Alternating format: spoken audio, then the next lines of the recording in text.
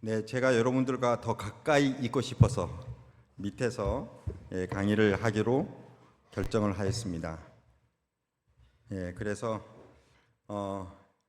제가 사실 발 마사지에 대해서는 매우 많은 다양한 경험들을 가지고 있기 때문에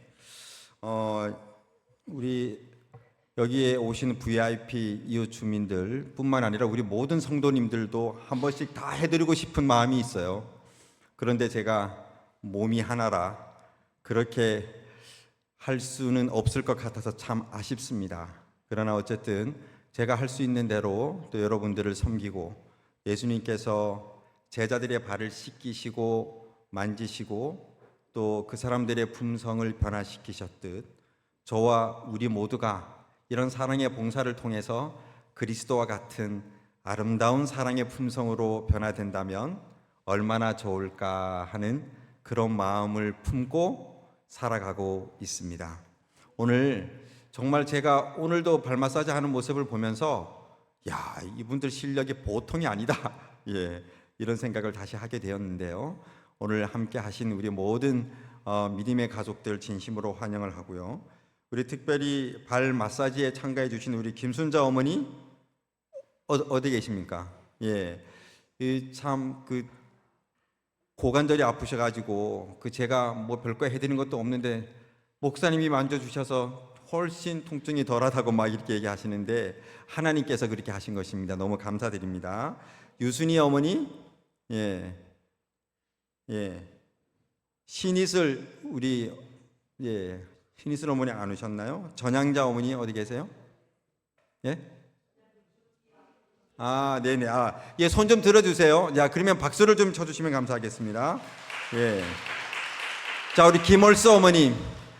우리 김월수 어머님 오셨어요? 안 오셨군요. 김성희 어머님. 그 다음에 서금식 우리 어머님. 아이고, 감사합니다. 오늘 또 저한테 마사지를 받으셨습니다. 그 다음에 정태수 우리 어머님. 아까 마사지 받으시면서 그냥 아프다고 그냥 괴성을 질렀습니다. 괴성을. 지금 어떠십니까? 시원하시죠? 아픈 만큼 성숙해지고 아픈 만큼 몸도 가벼워지는 것 같습니다. 문채연 어머니 어디 계십니까? 특별히 뜨거운 박수를 좀 환영해 주시기 바랍니다. 오늘 처음 오셨는데 어떻게 마사지 어떠셨습니까? 좋았죠? 진짜 제가 확실히 여러분들에게 말씀드리는 건데 어떤 마사지 숍에 가도 이보다 좋을 수 없습니다. 우리 한명순 어머니, 저 뒤에 계십니다. 진정으로 환영합니다. 우리 정경숙 어머니, 감사드립니다. 강한복 우리 가셨습니까? 박복환 우리 어머니, 감사합니다. 저한테 마사지를 받으신 분이 3분이나 계시네요. 정말 감사합니다. 이게 제 논문이 발 마사지 터치 미니스트리인데요. 이 발을 만지고 서로 사랑의 어떤 그리스도 안에서의 사랑의 교감을 하잖아요. 그러면 가족이 됩니다. 가족. 그리고 특별한 관계가 만들어져요.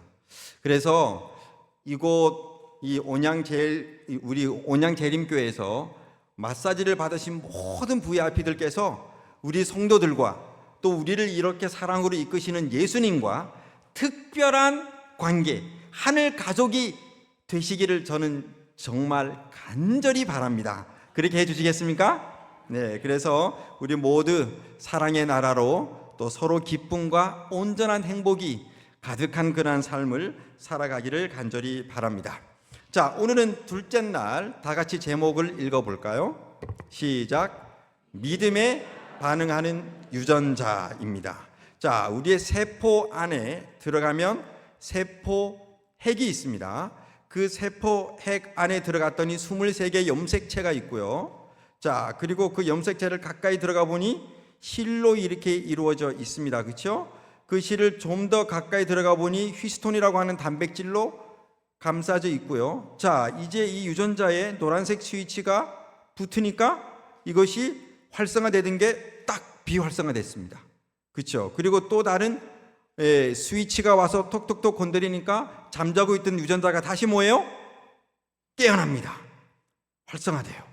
자, 이런 것들이 우리 인체에 어마어마한 30조 개 세포 가운데 째깍 1초 지나면 막 수십만 번의 유전자가 꺼지고 켜지고 이런 부분들이 계속해서 이루어지고 있습니다. 그리고 이 세미나 강의를 들으면서 그렇구나 끄떡끄떡이시잖아요. 그럼 신경세포가 그냥 이렇게 그냥 반응을 하는 겁니다. 신경세포의 유전자가 막 켜지는 거예요. 그래가지고 그렇구나 할 때 그것이 뭐예요?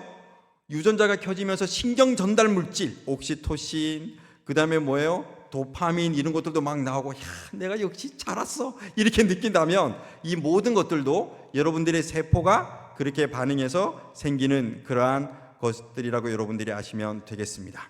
자, 우리의 인간은 30조 개의 세포로 이루어져 있고 이 세포는 ATGC라고 하는 알파벳으로 만들어진 글자 덩어리다라는 것을 우리는 어저께 살펴보았습니다. 자, 그리고 나서 성경을 봤더니 성경도 글자 덩어리, 영어로는 word, 말씀 혹은 문자 혹은 글자라는 뜻이죠. 그래서 이 글자가 곧 was God, the word was God, 바로 그 글자가 하나님이셨다라고 이렇게 이야기를 하고 있습니다. 그래서 그 사랑의 하나님께서 모든 피조물들을 창조하실 때 그 하나님의 사랑을 어떻게 했다고요? 다 꼬깃꼬깃 기록해 놓으셨습니다.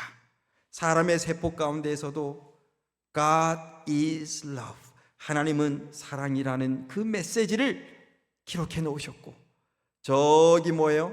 아름답게 피어나는 잎사귀들, 꽃봉우리들, 그 다음에 키가 큰 웅장하게 솟아있는 나무, 천연계, 그 다음에 생물계, 비생물계 모두에 하나님은 사랑이라는 그러한 메시지가 기록이 되어 있습니다. 이 사랑이 우리가 그것을 거부하지 않을 때는 우리의 몸을 어떻게 합니까? 다스립니다. 그리고 질병이 있을 때 우리 인체에 어마어마한 면역세포들이 있는 거 여러분 알고 계시죠? 그렇죠? 면역세포도 유전자가 움직여야지만 기능을 합니다. 근데 그 면역세포의 유전자를 도대체 누가 움직일까? 누가 움직일까? 도대체 이 면역세포는 사실은 우리 몸의 세포의 일부가 아니잖아요. 그렇죠? 예? 우리 몸의 혈중에, 그렇죠? 이렇게 있으면서 존재하면서 우리의 몸을 도와주는 이 병사와 같은, 군인 같은 역할을 하는 것이 바로 면역세포잖아요. 그런데 참 신기하게 우리 세포 가운데 잘못된 놈이 하나 생겼다. 암세포가 하나 만들어졌다. 그 다음에 뭐예요? 바이러스가 하나 들어왔다. 이렇게 되면 이 면역세포들이 어떻게 된다 그랬어요? 움직여요. 소방관 아저씨 하는 면역세포가 딱 이렇게 유전자를 쫙 이렇게 보다가 이게 잘못됐네? 라고 하는 것을 발견하자마자 무슨 일을 하는가 하면 사이렌을 보냅니다. 사이렌. 아시겠죠? 사이렌을 쫙 보내가지고 우리 민방위 훈련할 때 공수경비원 울립니까 안 울립니까? 예 하고 막 울리죠. 그렇죠? 그것처럼 이 면역세포가 사이렌을 막 울려요. 그리고 나서 다른 모든 필요한 면역세포들이 딱 다 옵니다. 그래서 각각의 역할을 하면서 그 망가진 유전자가 회복될 수 있도록 역할을 하는데, 여러분, 만약에 여러분들께서 암이 걸렸다라고 가정해 볼까요? 근데 우리 장모님도 암세포를 이제 그 대장암 받으셨거든요. 어마어마하게 약 1kg 정도를 그렇게 다 이렇게 떼내셨습니다. 그런데 만약에 거기에 있는 세포들 중에 망가진 유전자만 딱 고칠 수 있는 의사가 있다면 여러분 그 의사에게 가고 싶으세요? 수술 안 하고 이 대장에 있는 세포의 유전자만 딱 고칠 수 있다면 그런 의사에게 치료받고 싶으신 분 한번 손 들어보세요. 아마 다일 겁니다. 그렇죠? 현대의과학은 그렇게 수술요법을 통해서 그 다음에 또 여러 가지 항암, 그렇죠? 방사선 그런 것들을 통해서 하지만 우리 인체는 그것보다 훨씬 더 뛰어난 능력을 가지고 있습니다. 어저께 제가 간략하게 시간이 없어서 짧게 보여드렸는데 다시 한번 보세요. 자, 면역세포 하나가 유전자를 살핍니다. 뭘 살핀다고요? 유전자를 살펴요. 여러분, 세포는 각각 따로따로잖아요. 그렇죠? 그런데 그 조그마한 면역 세포가 다른 세포를 지나면서 뭘 살펴요? 유전자를 살핀다는 것 자체가 이게 기적적인 일 아닙니까? 그렇죠? 그러다가 잘못된 게 있으면 사이렌을 쫙 울리는데 한번 좀 보시고요. 그리고 나서 면역 세포들이 와서 어떻게 이 잘못된 유전자를 고치시는지 다시 한번 좀 보겠습니다. 자, 그쪽 찾았죠? 자, 여기 사이렌 울립니다. 왱, 공속경보예요. 지금 사이렌을 쫙 울리죠. 그러니까 다른 면역 세포들이 막 달려와요. 그렇죠? 그리고 나서 이 10가지 이상의 단백질, 면역 세포들이 협력을 합니다. 협업을 해가지고 풀어헤치고 받침 역할을 하고, 그 다음에 뭐요? 잘라내고, 그렇죠? 그 다음에 또 커트에 있죠? 자, 훼손된 부분을 잘라내고 다시 뭐예요? 그것을 새롭게 완전히 복구하는 그 시스템이 우리 인체가 가지고 있는 뭐예요? 자연 치유 시스템입니다. 이 부분은 제가 이번 주에 내내 계속 이렇게 이야기할 겁니다. 성경에 어떻게 그렇게 수많은 사람들이 12년 동안 혈류병을 앓던 여인, 그 다음에 또 문둥병 환자, 그렇죠? 또 그 다음에 구약 성경에 보면 독사에 다 물렸어요. 그런데 뭐예요? 믿음으로 딱 쳐다보니까 그 모든 독들이 어떻게 돼요? 다 중화돼요. 그게 면역 세포들이 그렇게 한 겁니다. 자, 그러면 이런 모든 부분들이 과연 어떻게 가능하게 될까요?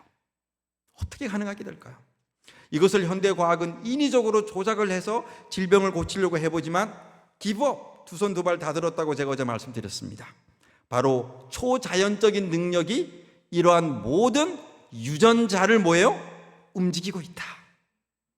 여러분, 그런데 우리가 그 하나님께서 역사하시는 유전자를 방해하고 믿지 않고 거부하고 다른 사람을 여전히 미워하고 불신의 마음을 가지고 있고, 그러면 그 하나님의 사랑의 능력이 우리 인체의 유전자를 변화시킬 수 있을까요? 없을까요?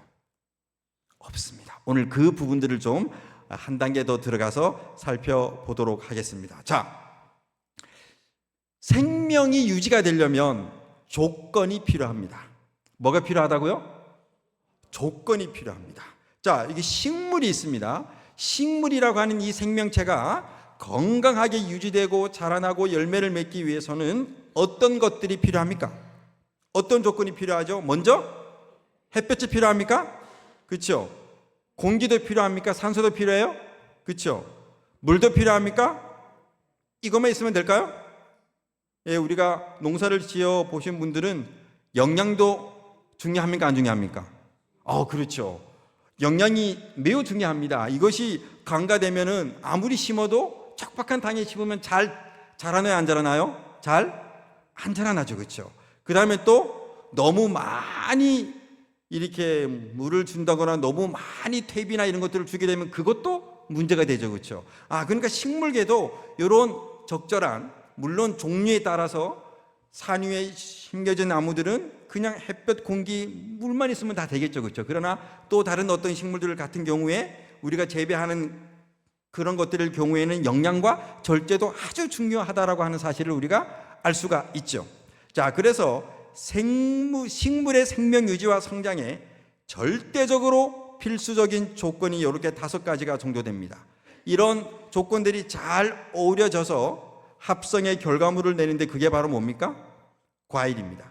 열매를 이렇게 내게 되어 있는 것이죠. 자, 이게 바로 식물이 생명을 유지하는 조건입니다. 그러니까 다른 말로 얘기하게 되면 식물에도 유전자가 건강해야지만 다 되는 거죠. 그렇죠? 그 유전자가 건강하게 되려면 이런 조건이 있어야 된다라고 하는 것입니다. 그 다음에 이제는 동물적으로 한번 접근해 볼까요? 요거 햇볕, 영양, 공기, 절제, 물이 그대로 있어야 돼요? 없어야 돼요? 예, 사람 절제하지 않고 막 폭식하고 막 안 먹고 막 이렇게 되면 병 걸리죠. 그렇죠? 예, 영양도 고루고루 해야 되고, 여기에다가 또 뭐가 더 있어야 될까요? 운동을 해야 됩니다. 그렇죠? 운동 주기적으로 하시는 분 한번 손 들어 보세요. 예, 아이고, 아주 많은 분들이 운동을 하시고 계십니다. 정말 좋아요. 동물원의 사자들은 운동을 제대로 해야 못해요? 거의 못하죠. 그러니까 인체에 모든 내분비 호르몬계가 다 깨졌습니다. 특별히 이 성호르몬이 작동을 안 해요. 그래서 수컷을 봐도 동합니까 안 동합니까? 안 동해요. 그래가지고 어떻게 하는지 아세요? 인공수정을 시킵니다. 그래가지고 뭐예요? 아기를 이렇게 만들어요. 그러면 아기를 만들면 어미가 모성애가 뭐예요? 생겨야 되잖아요. 그렇죠? 잘 생겨요 안 생겨요? 안 생겨. 운동을 안 하니까 모유도 잘 안 나와. 그래서 어떻게 돼요? 결국에는 그냥 사육사가 그냥 우유를 막 이렇게 먹이는 그런 일이 벌어지는 거죠. 그러니까 아무리 뭐 햇볕도 있고 물도 마시고 뭐 적절하게 잘 하고 해도 운동은 반드시 필요한 겁니다. 우리가 운동을 하지 않게 되면 내분비 시스템이 완전히 다 망가집니다. 자, 그리고 또 하나 뭐예요? 휴식. 나는 잠자는데 아무런 어려움이 없이 너무 잘 잔다. 한번 손 들어보세요. 오, 상당히 많이 있네요. 축복받으신 분들입니다. 현대인들이 잠을 못 자서 고통받는 분들이 너무너무 많습니다.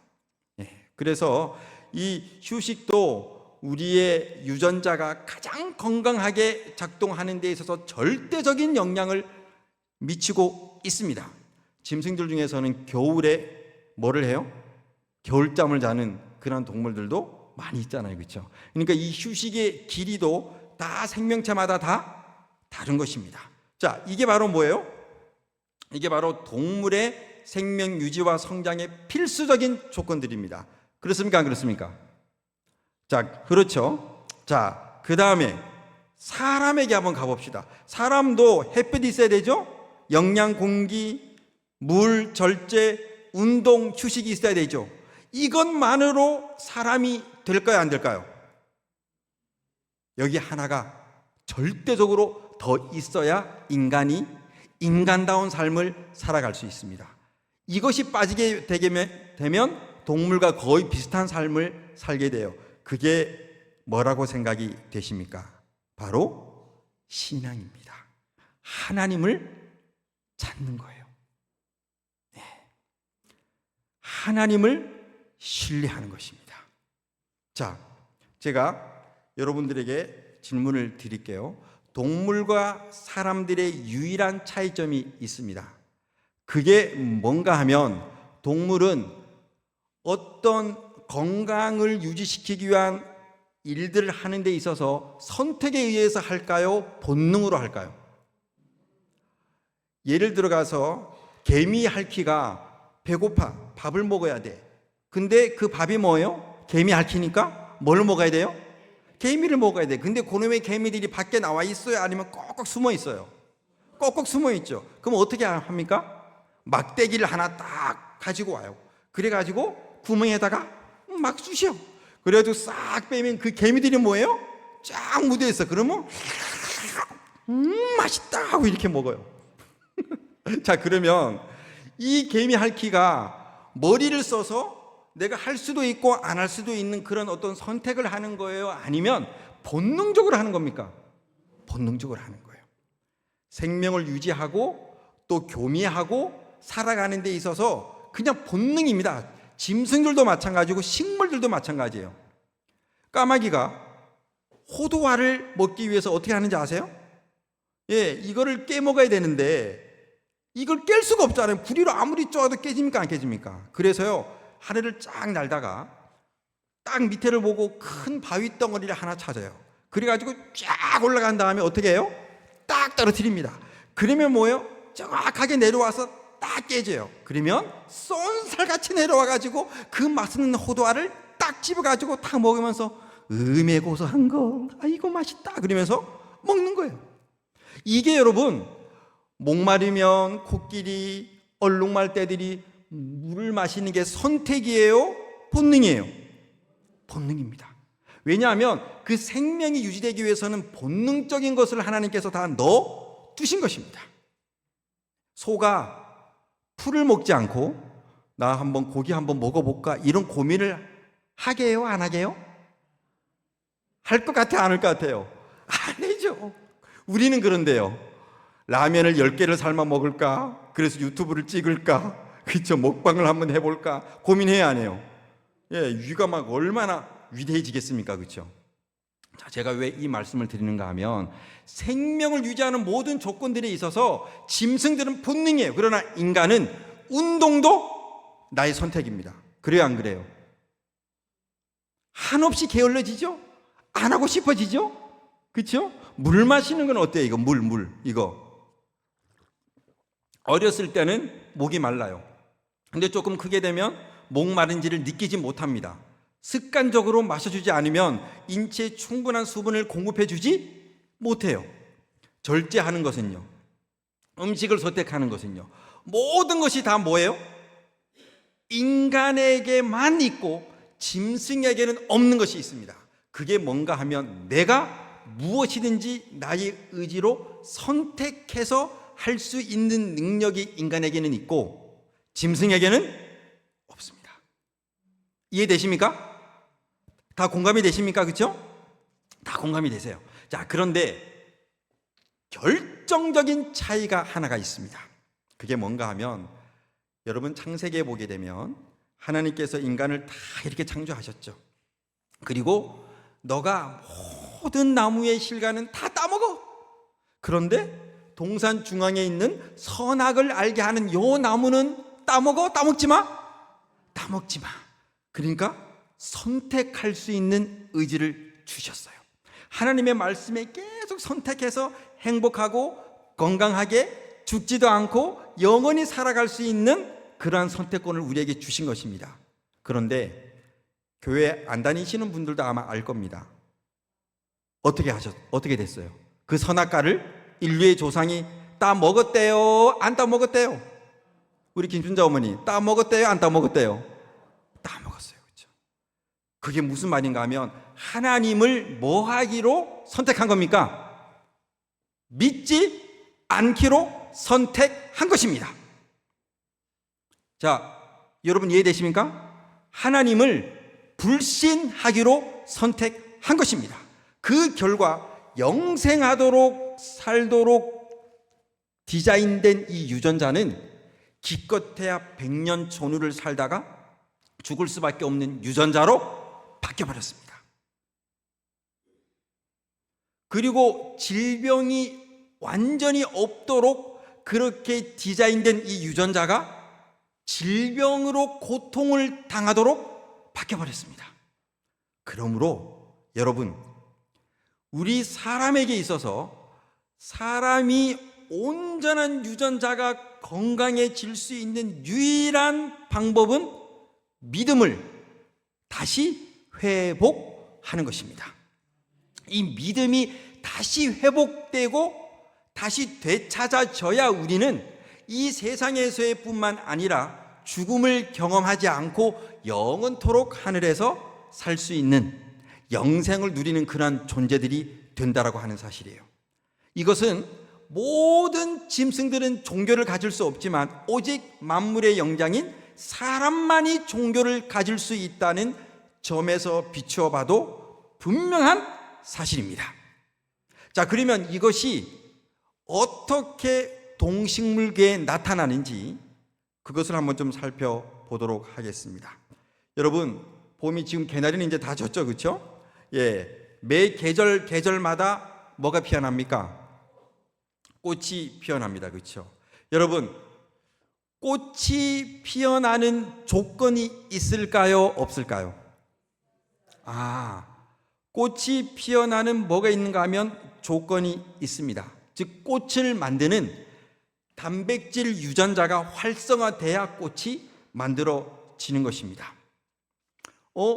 낮이 점점 길어지네? 그러면 꽃을 한번 피워볼까 서서히 기지개를 펴는데 그것이 어떻게 이루어지는가 하면 일조량, 하루에 햇볕이 비치는 시간대가 길어지게 되는 것이죠. 그리고 나서 뭐예요? 일정 온도, 겨울에는 온도가 뭐예요?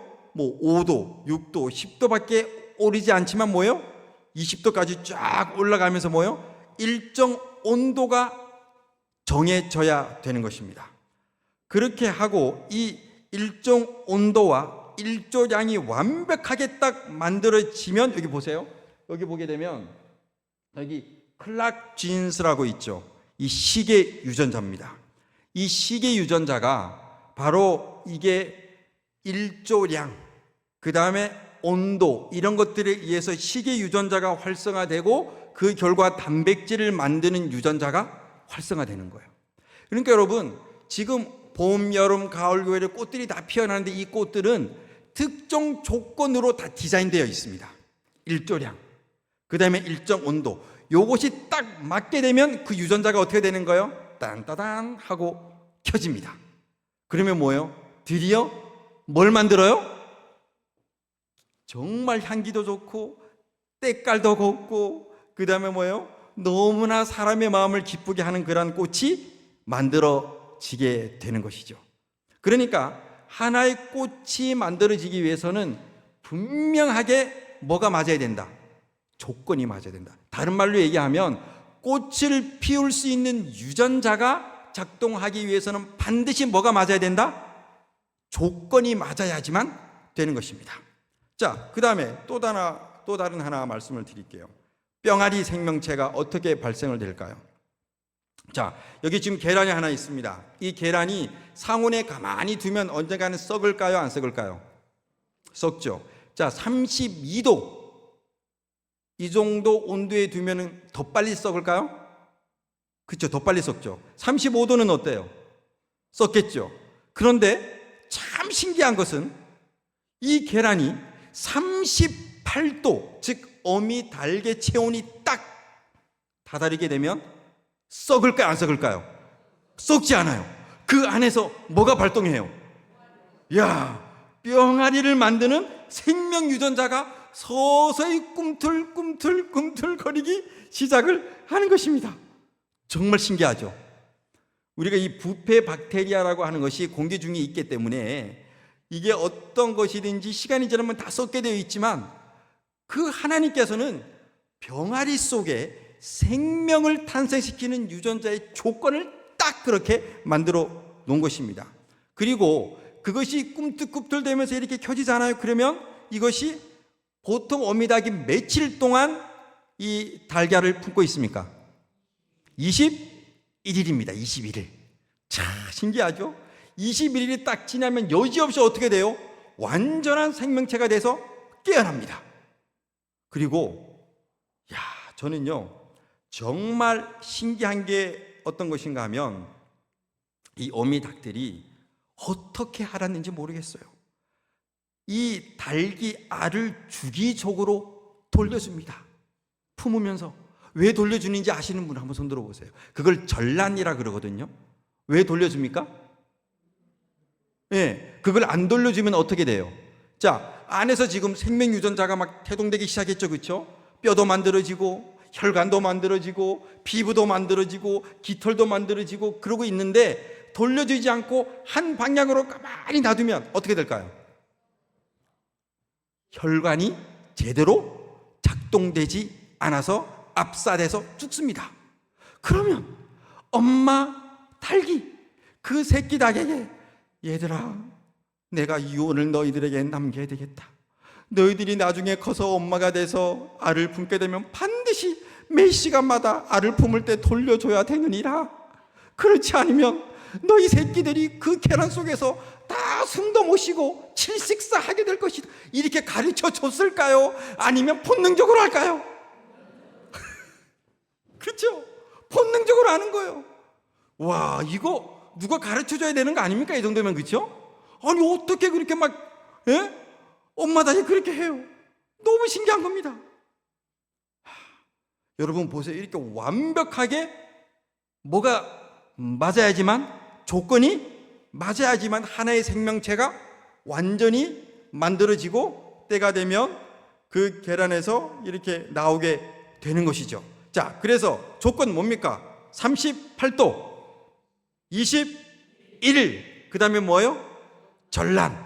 이 돌려주지 않으면 어떻게 된다고요? 그래서 이 조건들이 다 이렇게 맞으면 생기가 들어오고 생명 유전자가 발현되게 되어 있습니다. 심장, 피, 모세혈관 등등이 만들어지면서 온전한 생명이 만들어지기 시작을 하는 것이죠. 사람도 여러분 꼭 기억하셔야 됩니다. 사람이 그저 70, 80, 90, 100, 110 이렇게 살다가 그냥 목숨을 다, 수명을 다 누리면 죽어 없어지도록 그렇게 만들어졌을까요? 절대로 아닙니다. 사람은 애초에 영원토록 살도록 디자인했습니다. 하나님이 우리를 분명히 만들었거든요. 그 하나님이 영원히 사시는 분이거든요. 그러므로 우리 사람들도 영원히 살도록 디자인되었습니다. 그런데 그 조건을 인류의 조상들이 어떻게 했어요? 불신해버리고 말았어요. 그냥 팽개쳐버리고 말았어요. 그러면 반대로 그 조건만 맞으면 생명 유전자가 우리 속에서 발현이 될까요? 안 될까요? 되죠. 당연한 거 아닙니까? 당연합니다. 자, 근데 여러분, 계란 얘기로 다시 돌아와서 계란을 삶아 먹으면 아쉬운 게 있어요, 없어요? 너무 안에 그 빈 공간이 많지 않아요? 꽉 차 있으면 좋은데, 그렇죠? 예, 이렇게 계속해서 삶게 되면 딱 빈 공간이 이렇게 있어요, 그렇죠? 여러분, 이게 왜 필요한지 여러분 아십니까? 이게요, 안에서 이제 다 만들어졌어요. 이제 피도 만들어지고 피부도 만들어지고 심장도 만들어지고 뭐예요? 깃털도 만들어지고 다 만들어졌어요. 그러면 바로 다 만들어져서 이제 어떻게 하는 일만 남았습니까? 부리로 이 계란의 껍데기를 톡톡톡톡 쳐가지고 깨고 나와야 되죠. 그 나올 때까지 필요한 산소가 여기에 들어있는 것입니다. 아멘. 정말 신기하지 않아요? 그만큼의 산소가 딱 들어가 있어가지고 죽지 않고 아주 꼭 필요한 양의 산소가 딱 들어있어서 삐약삐약 하고 까꿍 하고 이렇게 나오는 겁니다. 이야, 이거 얼마나 신기해. 여러분, 이 생명 하나가 만들어지기까지 얼마나 하나님께서 섬세하게 디자인을 했는지 우리는 생각해 보면, 야, 우리 하나님 너무 멋지다. 우리 하나님 너무 섬세하시다. 그렇죠? 여러분, 그런데 제가 계란을 또 보니까 이게 다가 아니에요. 왜 다가 아니냐? 어떤 계란은 똑같은 조건을 갖췄는데도 생명이 만들어지고, 어떤 계란은 아무리 그 조건을 들이대도 생명체가 안 만들어지고 썩기만 합니다. 그 차이가 뭐 때문인지 여러분 잘 아시죠? 하나는 유정란이고 또 하나는 무정란이에요. 여러분, 무정란은 뭡니까? 엄마 유전자만 있는 거예요. 누구 유전자가 없는 거예요? 아빠 유전자가 없는 거야. 그러니까 엄마 유전자, 아빠 유전자가 같이 있는 것이 유정란이에요. 그것을 품으면, 조건이 딱 맞으면 까꿍 하고 이렇게 삐약삐약 생명이 태어나지만, 그렇게 엄마 유전자 하나만 있는 것 가지고서는 아무리 조건을 맞춰도 된다 안 된다? 생명이 태어나지 않고 썩어버리고 맙니다. 제가요, 이걸 보면서 성경을 보니까 정말 깜짝 놀랐어요. 무슨 유전자? 암컷 유전자, 수컷 유전자. 자, 요한일서 5장 12절을 다 같이 읽겠습니다. 시작. 아들이 있는 자에게는 생명이 있고 하나님의 아들이 없는 자에게는 생명이 없느니라. 아멘. 와, 정말 신기하죠? 이 계란을 이렇게 디자인하신 하나님께서 유정란과 무정란을 이미 아신 하나님께서 아들이 있는 자에게 뭐가 있다? 생명이 있다. 우리가 아무리 뉴스타트 건강 원칙을 철저히 지키고 정말 운동하고 근력 운동 제가 오늘 막 하라고 어떤 분들에게 막 가르쳤잖아요, 그렇죠? 100세, 120세 막 건강하게 살아도 절대로 해결할 수 없는 것이 바로 죽음의 문턱을 넘지 못하는 것입니다. 근데 이 죽음의 문턱을 넘기 위해서는 반드시 아들이 있어야 한다고 성경은 기록을 하고 있는 것이죠. 그 아들이 누굽니까? 바로 예수 그리스도이십니다. 아멘. 야, 그래서 여러분들의 마음에 여러분들의 가슴에 바로 예수 그리스도를 믿음으로 품으시면 그것이 바로 뭐예요? 영원한 생명이 된다라고 하는 사실입니다. 정말 놀랍죠? 이것은 식물과 동물계를 살펴보면 우리가 자연적으로 알게 되는 진리입니다. 자, 그래서요, 성경의 요한복음 6장 47절에 진실로 내게 이르노니 믿는 자는 뭘 가졌다? 영생을 가졌다. 그래서 이 믿음을 아담과 하와가 뭐예요? 저버렸거든요. 그래서 사망과 불행과 질병이 이 땅에 오게 되었습니다. 우리가 모든 조건을 철저하게 다 갖추고 열심히 살아도 우리는 그저 이 세상에서 조금 덜 아프게 살 수는 있을지언정 원래 우리 인간이 행복하고 기쁘게 살도록 디자인된 그 영생은 절대로 얻을 수 없었는데 바로 하나님께서 믿음을 통해서 그 영원한 생명과 진정한 행복과 기쁨을 가질 수 있다라고 말씀해 주신 것입니다. 그래서 여러분, 이 하나님을 믿을 때 우리 유전자들이 그냥 뾰족뾰족 막 살아나요. 섬세해집니다. 예민해집니다. 그리고 진정한 기쁨과 행복을 우리가 누릴 수 있게 되는 것입니다. 자, 서리태 콩 여러분 좋아하시죠? 그렇죠? 이 서리태 콩 이렇게 보게 되면 콩 안에도 생명 유전자가 있을까요? 없을까요? 콩의 이 발화소 이렇게, 그렇죠? 콩 눈을 이렇게 보게 되면 거기가 바로 생명이 들어있는 그 장소잖아요, 그렇죠? 근데 이 유전자가 발현되는데도 조건이 필요할까요? 안 필요할까요? 필요해요, 안 필요해요? 반드시 필요하죠, 그렇죠? 자, 그래서 이 조건을 한번 딱 맞춰볼까요? 영양이 많이 있는 비료가 가득한 그 흙에다가 다 심었어요, 그렇죠? 그리고 어떻게 해요? 축축한 상태가 유지되고 물이 이렇게 주어지고 그 다음에 햇볕이 이렇게 주어지고 하게 되면 어떻게 됩니까? 이 콩에서 생명체가 쫙 만들어지는데 먼저 뿌리 유전자가 발현을 해요. 정말 신기합니다. 두 번째로는 떡잎 유전자가 발현이 돼서 떡잎이 딱 생기는 겁니다. 그 다음에 세 번째는 줄기 유전자가 딱 만들어져서 줄기가 싹 이렇게 올라와요. 그 다음에 네 번째로는 가지에서 바로 잎사귀가 이제 딱 이렇게 만들어집니다. 그리고 나머지 열매가 쫙 이렇게 꽃이 피고 이루어져요. 정말 신기하죠? 그런데 여러분, 이 서리태 콩을 말이에요, 이 아름다운 천연계 속에다가 심지 않고 콩나물 시루에다 심었어. 흙에다가 심지 않고 그냥 물만 있는 시루에다가 심었어. 그리고 햇볕을 쬐지 않고 흙암으로 만들어버렸어. 물만 줬어. 그리고 났더니 이렇게 아름다운 콩나무가 만들어지는 것이 아니라 콩나물이 만들어졌어요. 뭐가 만들어졌어? 콩나물. 그러니까 너는 이제 뭐예요? 콩나물 국밥에나 들어가라. 비빔밥에나 들어가서 운명을 다하는 것입니다. 근데 여기에서 정말 중요한 개념이 하나가 있어요. 자, 이 서리태 콩 하나에는 보세요. 뿌리가 자라고, 그렇죠? 떡잎이 생기고 줄기가 자라고 잎사귀가 생기고 꽃이 피고 열매를 맺히고 30배, 60배, 100배 더 건강한 콩들을 만들 모든 능력들이 거기에 있나요, 없나요? 있어요, 없어요?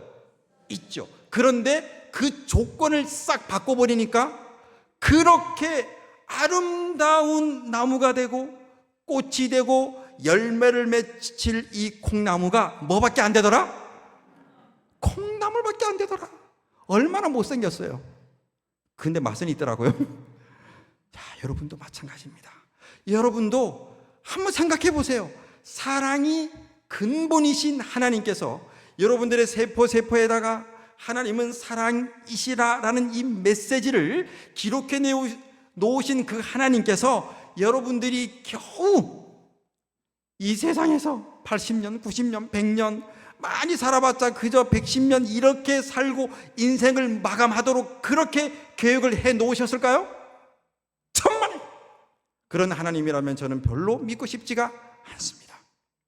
하나님께서 우리가 진정으로 원하고 바라시는 것은 바로 우리 속에 영원토록 죽지 않는 그 영생의 유전자가 자리 잡고 뿌리 내리고 있다고 하는 사실을 믿음의 눈으로 바라보는 것입니다.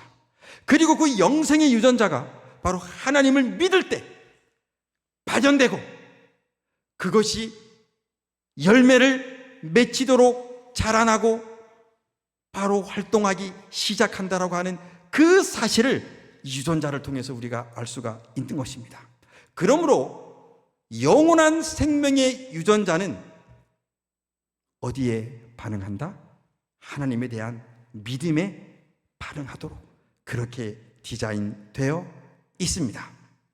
한 책에 보게 되면 이렇게 되어 있어요. 씨마다 그 종류대로 뭘 맺는다?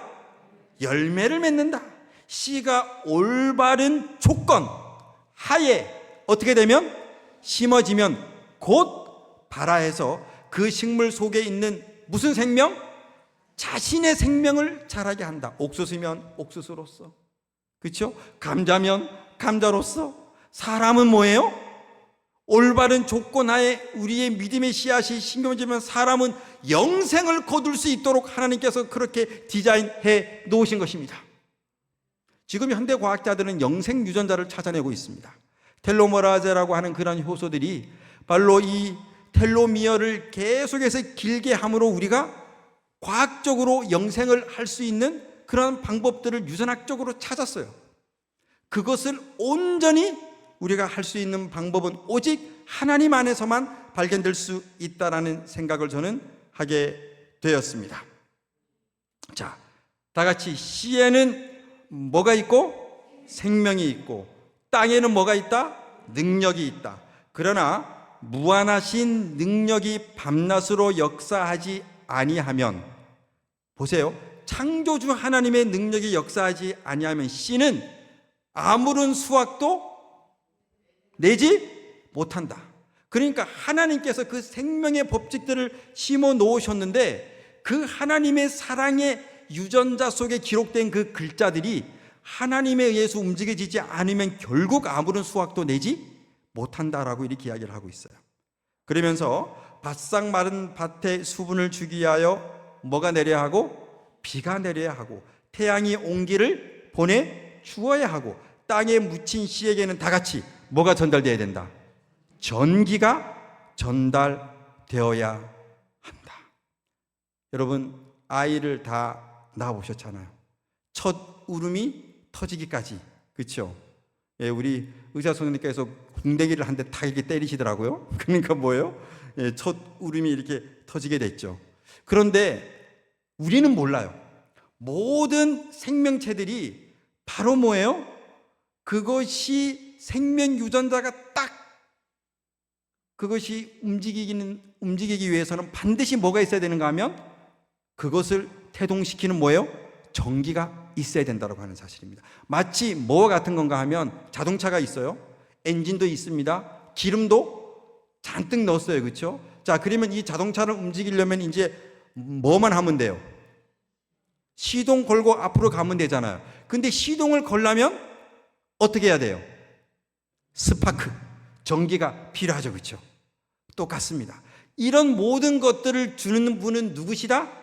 하나님이시다라고 그렇게 이야기를 하고 있는 거죠. 자, 그러면서 저를 따라하세요. 창조주께서 넣어주신 생명은 창조주만이 불러낼 수 있다.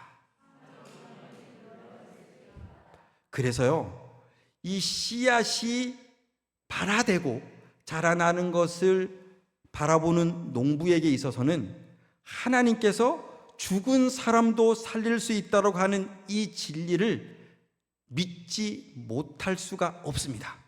왜냐하면 당연한 거예요. 아까 보세요. 아들이 있는 자에게는 뭐가 있고? 생명이 있고, 아들이 없는 자에게는 뭐가 없느니라?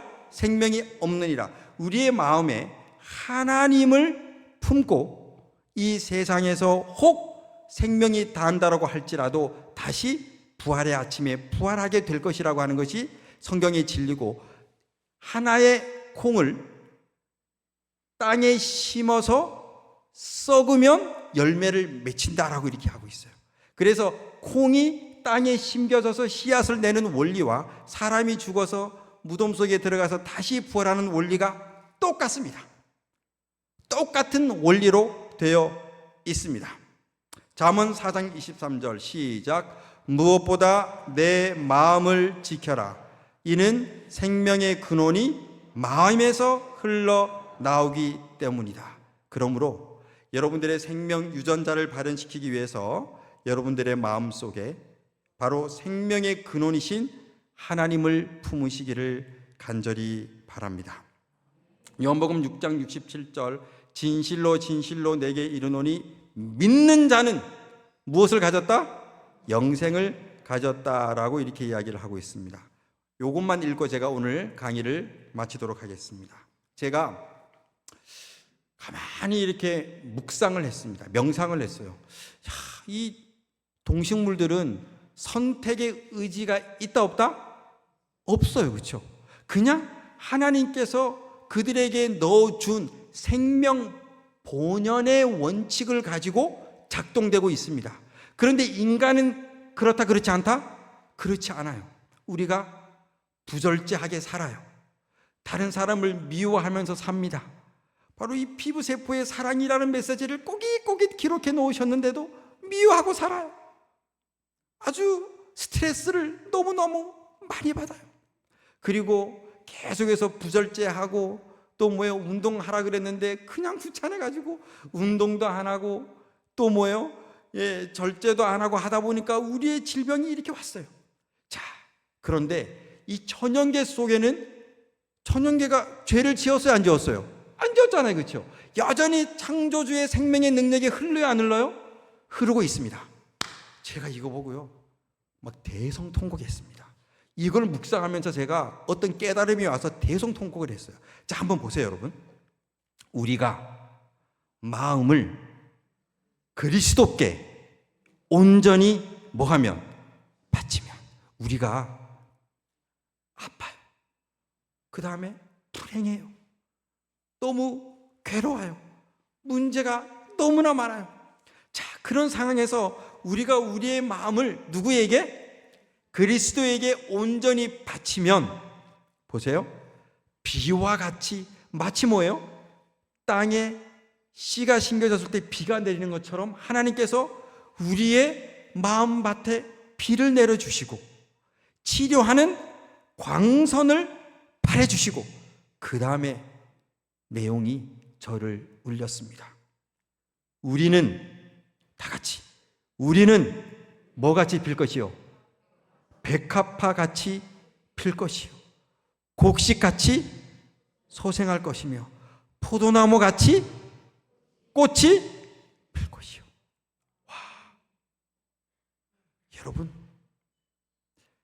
동물과 식물계에 지금 임하고 있는 하나님의 생명의 법칙이 우리 인간의 불신으로 말미암아 차단되고 온갖 질병과 고통과 아픔으로 우리는 이 세상을 행복하게 살아도 짧은 이 세상을 너무나 괴로움 속에서 살고 있지 않습니까? 그런데 우리의 마음을 하나님께 바치면 우리가 온전히 예수 그리스도를 믿게 되면 우리가 하나님께 우리의 마음을 드린다면 그렇다면 천연계 속에 있는 그 생명 법칙이 바로 우리 가운데 임하게 될 것이다라고 하는 사실입니다. 마치 백합화가 피고 곡식같이 소생하며 포도나무같이 꽃이 피고 열매를 맺는 것처럼 그 하나님의 생명의 법칙의 영향 아래에 있는 그 나무들처럼 바로 우리 모든 사람들도 그 하나님의 영원한 생명의 법칙 하에 다시 온전히 회복되게 될 것이다라고 하는 사실입니다. 아멘입니까 여러분? 여러분, 우리의 모든 유전자는 하나님을 향한 믿음에 반응하도록 설계되어 있습니다. 그 하나님을 온전히 믿을 때 하나님께서 원래 우리 속에서 창세 전에 넣어주신 그 모든 생명 법칙의 원리들이 다시 회복될 것이라 라고 하는 이 사실을 오늘 여러분들이 마음으로 받아들이시게 되시기를 간절히 바랍니다. 이 내용은 너무 깊습니다. 정말 여러분들이 오늘 이 강의를 꼭 또 명심하시고 되새기셔서 여러분들이 한번 천연계와 우리의 인간 그 상황, 그 관계들 속에서 어떻게 우리 인간이 완전한 구원과 완전한 생명을 회복할 수 있는 그 메커니즘을 어떻게 그것이 가능한지를 꼭 우리 성도들도 오늘 이 자리에 참석하신 우리 VIP 모든 가족들에게도 하나님의 축복이 이제로부터 영원토록 함께 하기를 간절히 바라면서 강의를 마치겠습니다.